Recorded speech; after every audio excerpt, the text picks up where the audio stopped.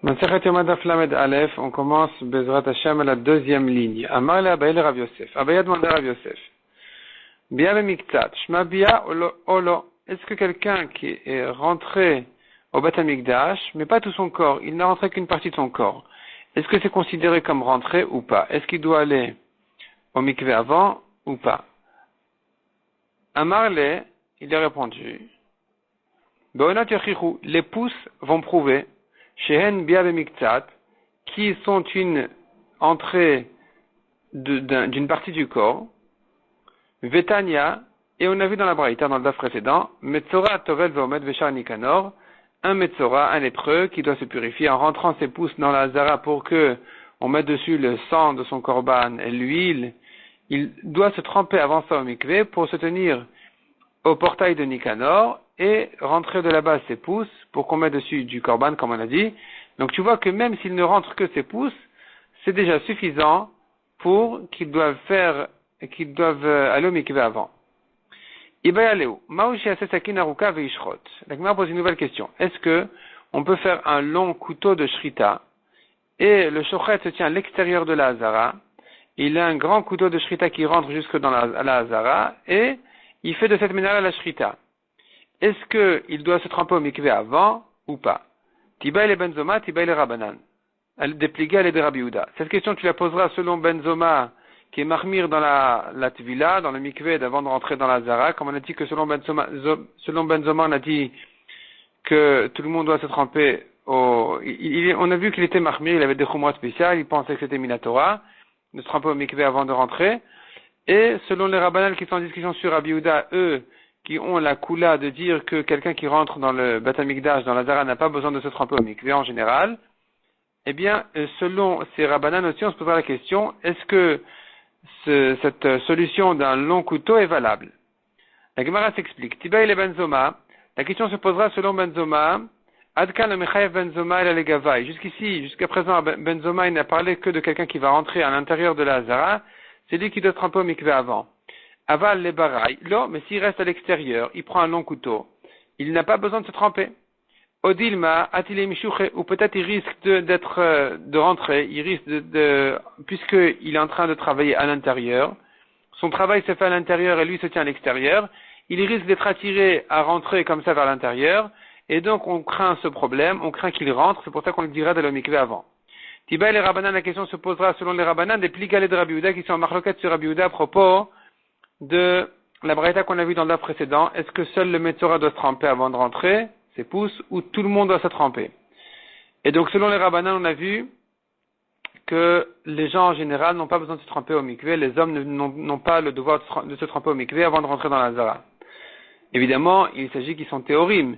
Il s'agit de quelqu'un tahor, il n'aura pas besoin de se retremper au mikvé avant de rentrer dans la zara selon les rabbanan. Donc, selon les rabbanan qui sont en discussion sur Rabbi Yehuda qui a dit que, on a vu dans la braïta, dans la deuxième braïta du daf précédent, que Rabbi Yehuda dit non seulement les Metzoraïm, mais même tout le monde. Selon les Rabbanan, seuls les Metzoraïm doivent se tremper, mais pas tout le monde. Et on pourrait se poser la question selon les Rabbanan, Adkan Okamre Rabbanan Atam. Jusqu'à présent, les Chachamim n'ont parlé que là-bas, en général, de l'Okavid Avoda. Quelqu'un, un homme qui ne fait pas une Avoda, il ne veut que rentrer dans la Hazara, lui, n'a pas besoin de se tremper. Aval Hachadeka Avid Avoda. Mais ici, qu'il doit faire une avoda, il veut faire une avoda, il fait la shrita de l'extérieur, là, peut-être que les rabbanan seront d'accord, que lui doit se tremper au mikvé. Ils n'ont pas dit dans ce cas-là qu'il ne faut pas se tremper, qu'on n'a pas besoin de se tremper.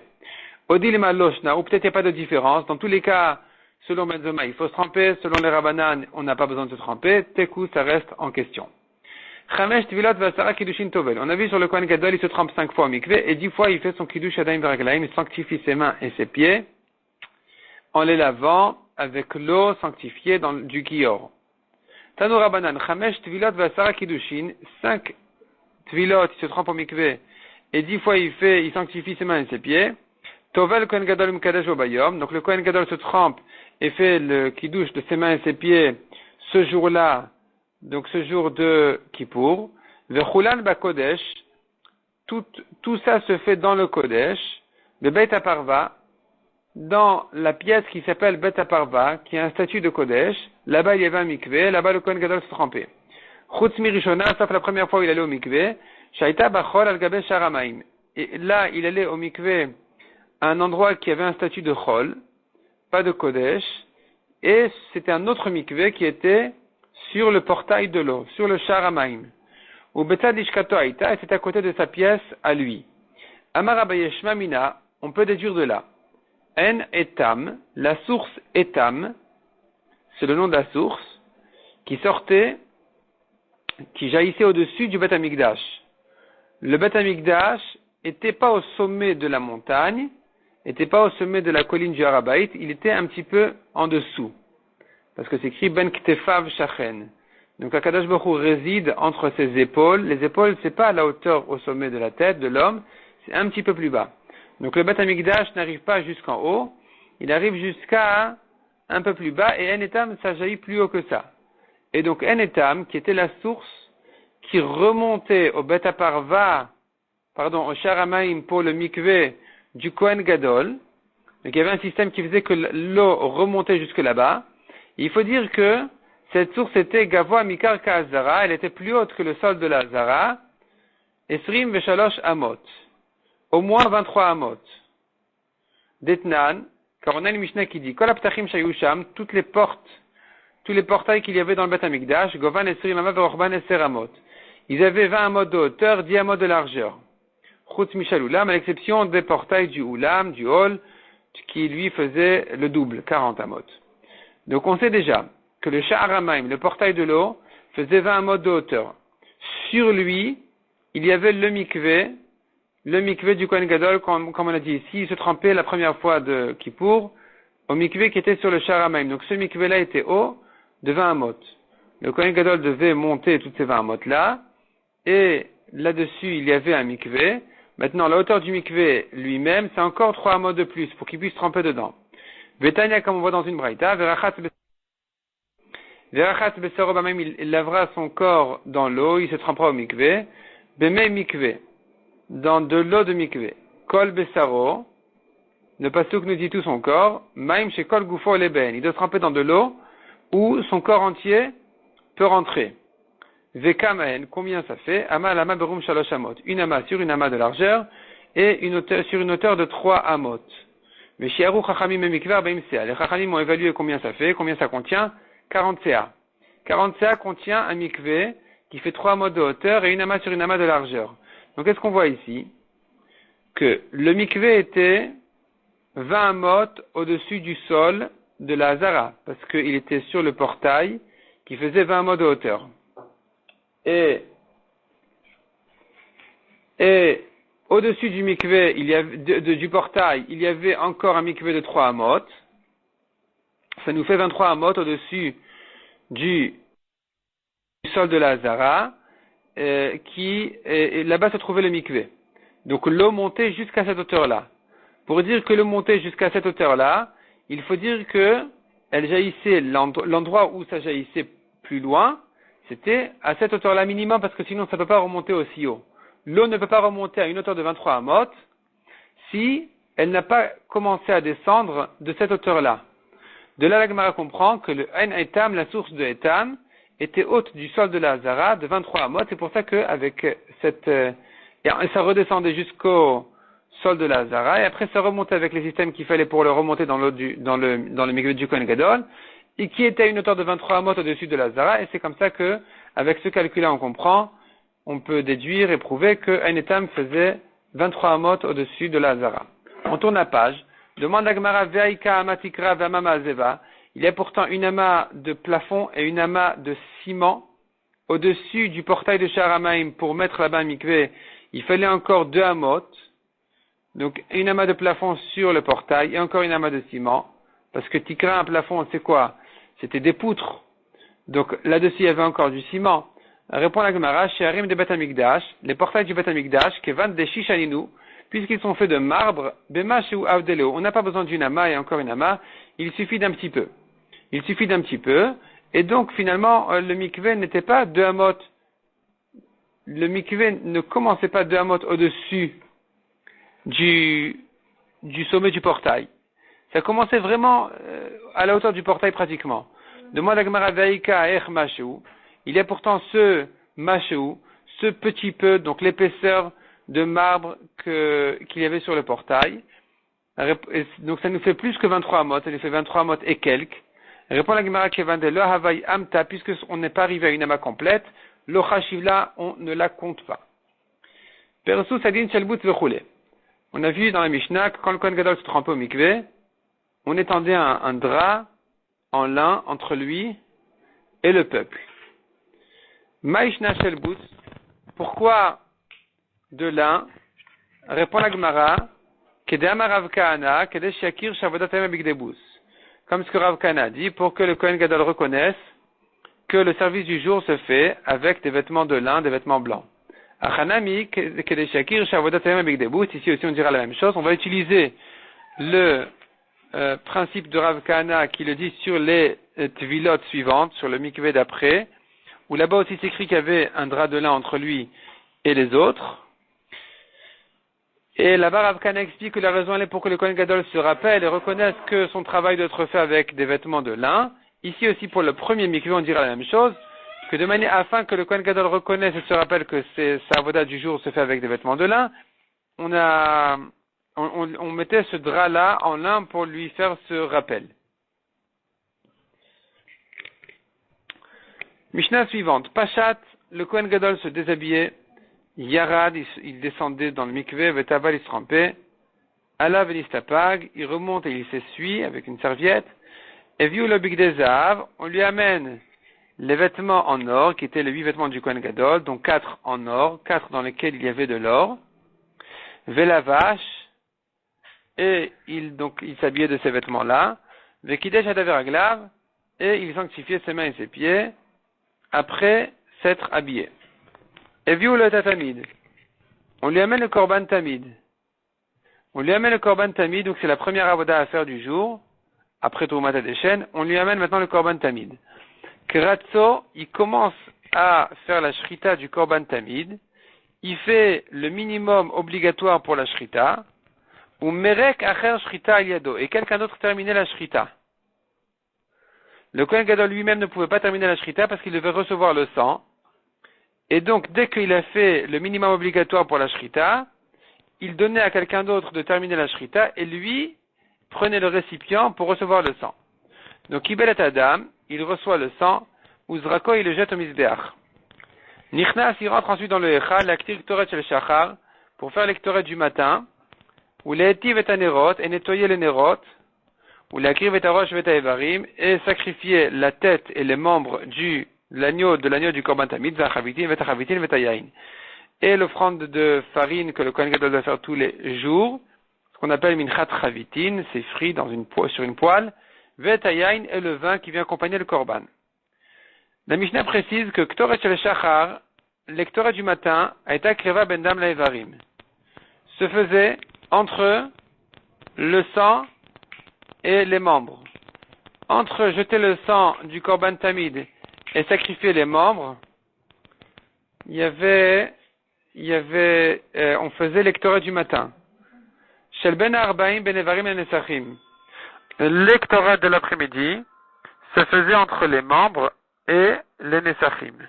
Les Nesachim, les offrandes de vin et de farine qui venaient accompagner le Korban.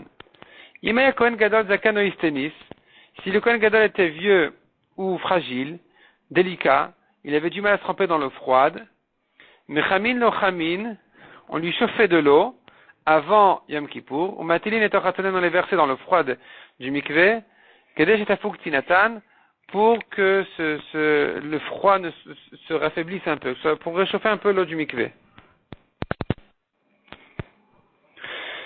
Amarua Rabanan, Kamed de Rafapa. La Gemara raconte que les Chachamim ont dit devant Rafapa, notre Mishnah, celle-là, dès lors que Rabbi Meir, elle ne va pas comme Rabbi Meir. D'ailleurs Rabbi Meir, parce que selon Rabbi Meir, Kevan de Amar Tre Kiddush Alevisha Avidleu, selon Rabbi Meir qui pense que les deux Kiddushim, donc on va répéter une fois pour toutes, Kiddush Adayim Veraglaim veut dire sanctifier sa main et ses mains et ses pieds avec l'eau du Kior, c'est ce qu'on appelle Kiddush. Kiddush Adayim Veraglaim, au pluriel Kiddushim. Donc la Gemara demande comme ça. Selon Rabbi Meir qui pense que le Kohen Gadol doit faire 2 Kiddushim rien que pour s'habiller. Rien que sur la Lévisha, il a 2 Kiddushim à faire. Tre Kiddushé Alevisha Avid Leu. La Gemara se base sur la Svara de Rabbi Meir, la Rabbi Meir qui dit que le Kohen Gadol doit d'abord se déshabiller, ensuite il fait un Kiddush Adayim Veraglaim, il se trempe, et il s'habille et il refait un Kiddush Adayim Veraglaim. La Gemara comprend de là que les deux Kiddushim se font pour la Levisha, pour ce qu'il va maintenant s'habiller. Selon les Chachamim, c'est pas comme ça. D'abord, il fait un premier Kiddush, et ensuite il se déshabille. Il se trempe, il s'habille, et il refait un Kiddush. La Gemara comprend que selon les Chachamim, on a un Kiddush sur la Pshita, sur les vêtements qu'il enlève, et un deuxième Kiddush ensuite sur les vêtements qu'il veut reporter, qu'il change. Donc, selon les Chachamim, il a un Kiddush sur la Pshita, un Kiddush sur la Levisha. Selon Rabbi Meir, les deux Kiddushim se font sur la Levisha. Selon Rabbi Meir qui dit, d'abord il se déshabille, il fait un Kiddush, il se trempe, il s'habille, il refait un Kiddush, la Gemara comprend ici que donc les deux Kiddushim se rapportent sur les vêtements qu'il va porter. Et donc la Gemara demande, selon ce Rabbi Meir, notre Mishnah ne pense pas comme Rabbi Meir, Rabbi Meir, parce que selon Rabbi Meir, si tu veux dire comme Rabbi Meir, Kevan Damar Tre Kiddush Alevisha, puisque lui il pense que les deux Kiddushim se font sur les vêtements qu'il vient porter maintenant. Avid Leo, il les fait les deux. Achanam, il a Avid Tre Kiddush Alevisha, ici aussi il aurait dû faire deux Kiddushim, parce que maintenant, il enlève ses vêtements à lui, de Chol, donc il enlève il était toute la nuit habillé de ses propres vêtements, il était en chemise, en frac, il avait son pantalon normal, noir, et maintenant il va commencer la voda, il va se tremper au mikvé. Donc quand il se trempe au mikvé, le Kohen Gadol maintenant, il enlève ses vêtements, il devrait faire deux kiddushim pour les vêtements qu'il va porter, les bigdei kehuna qu'il va mettre pour la première fois aujourd'hui, parce que selon Rabbi Meir, les deux kiddushim se rapportent sur les vêtements qu'il vient prendre maintenant. Or la Mishnah ne cite qu'un seul kiddush. Il n'y a pas de kiddush avant de se déshabiller. Ou plutôt avant le mikvé, je veux dire. Donc selon Rabbi Meir demande à Gemara, Hanam, il inviterait kiddush à Levisha, il devrait faire deux kiddushim sur la Levisha, une fois avant le mikvé, une fois après s'être habillé. Amar Leo Rav Papa, répond la Gemara. Rav Papa a répondu aux Chachamim qui étaient devant lui, qui ont posé cette question. Il leur a dit, vous vous trompez, vous avez mal compris Rabbi Meir, vous l'avez mal déchiffré. Ben le Rabbanan, Ben le Rabbi Meir, aussi bien selon les Chachamim qui disent que le premier kiddush se fait avant de se déshabiller, en général. En général, je veux dire pendant Kippour, parce qu'on a dit il y a 10 kiddushim à faire à Kippour. Évidemment, c'est pas des kiddushim sur du vin, on boit pas, on mange pas, on dit kiddushim Adayim Veraglaim à faire. Donc, chaque fois il se trempe au mikvé, il doit faire un kiddush avant et un kiddush après. Le kiddush d'avant se fait selon les Rabbanan avant de se déshabiller. Selon le Rabbi Meir, après se déshabiller. Et Rav Papa vient dire, ne te trompe pas dans la définition de croire qu'il y a une différence entre les Rabbanan et les Rabbi Meir. Non.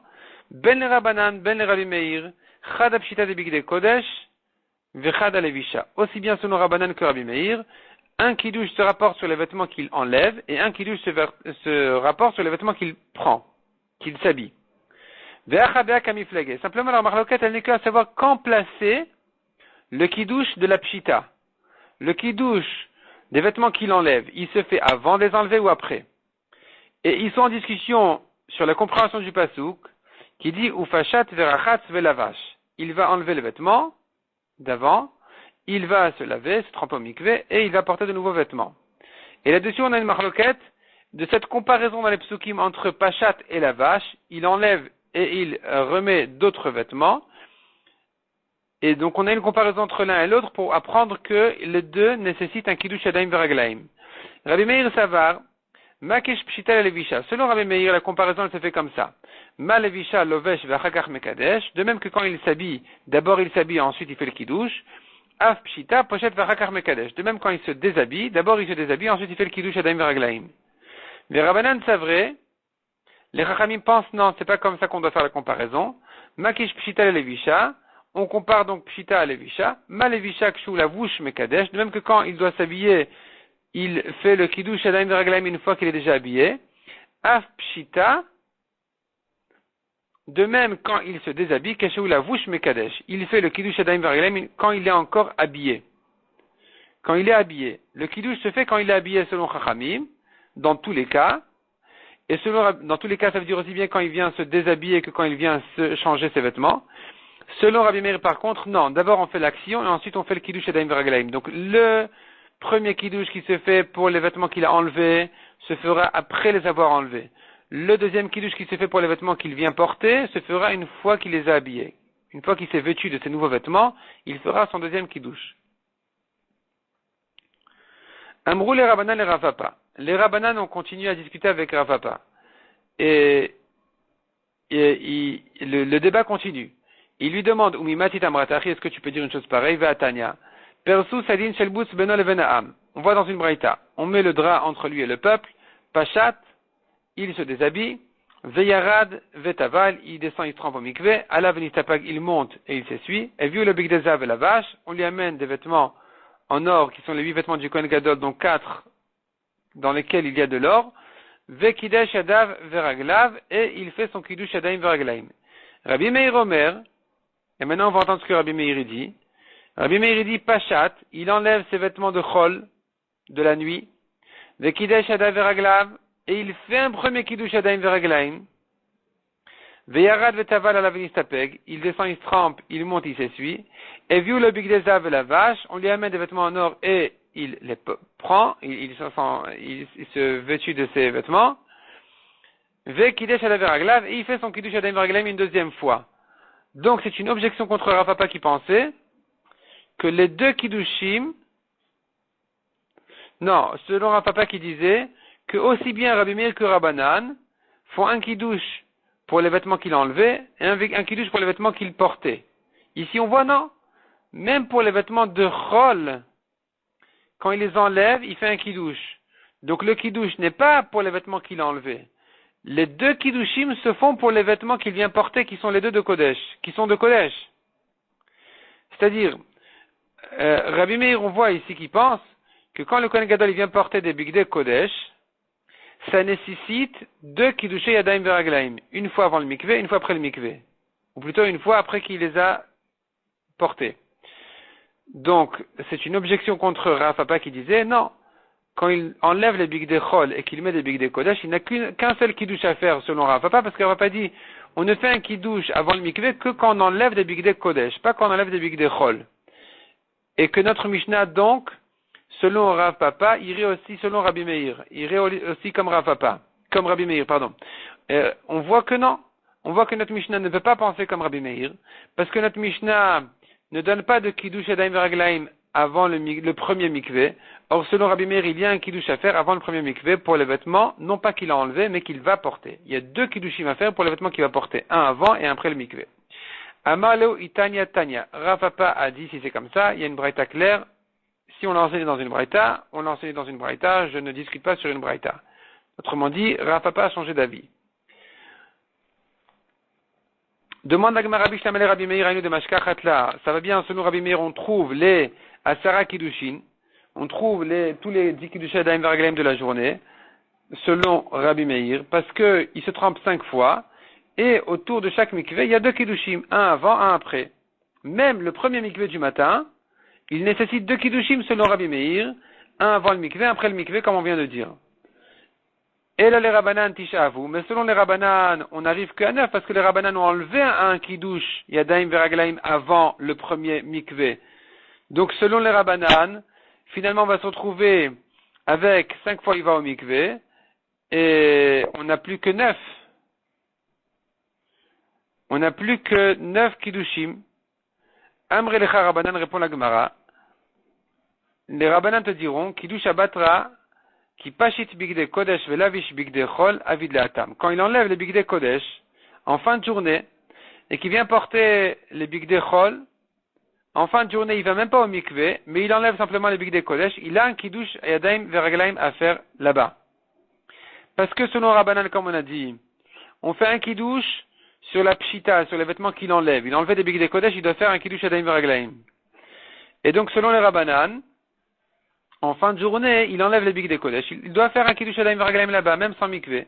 Alors que selon Rabbi Meir, en fin de journée, il n'a pas de kiddush adaim veraglaim à faire du tout. Il enlève les bigdei kodesh. C'est pas une raison de faire kiddush selon Rabbi Meir. C'est que quand il vient les porter, c'est que quand il s'habille de ces bigdei kodesh qu'il doit faire 2 kiddushim selon Rabbi Meir, un avant et un après le mikvé. Donc selon Rabbi Meir et selon Rabbanan, il y a en tout 10 kiddush adaim veraglaim dans la journée. Selon Rabbi Meir, on conclut. Selon Rabbi Meir, les 10 Kiddushim, c'est très simple. Il se trempe 5 fois au mikvé. Et à chaque fois, avant le mikvé, il fait un kiddush, et après qu'il porte les vêtements qu'il a changés, il fait un deuxième kiddush. Même le matin, quand il enlève les bigdei chol, il doit faire un kiddush avant de se tremper au mikvé, parce que le kiddush ne se rapporte pas sur les vêtements qu'il a portés jusqu'à présent, mais sur ceux qu'il va mettre maintenant. Donc, selon Rabbi Meir, il va 5 fois au mikvé.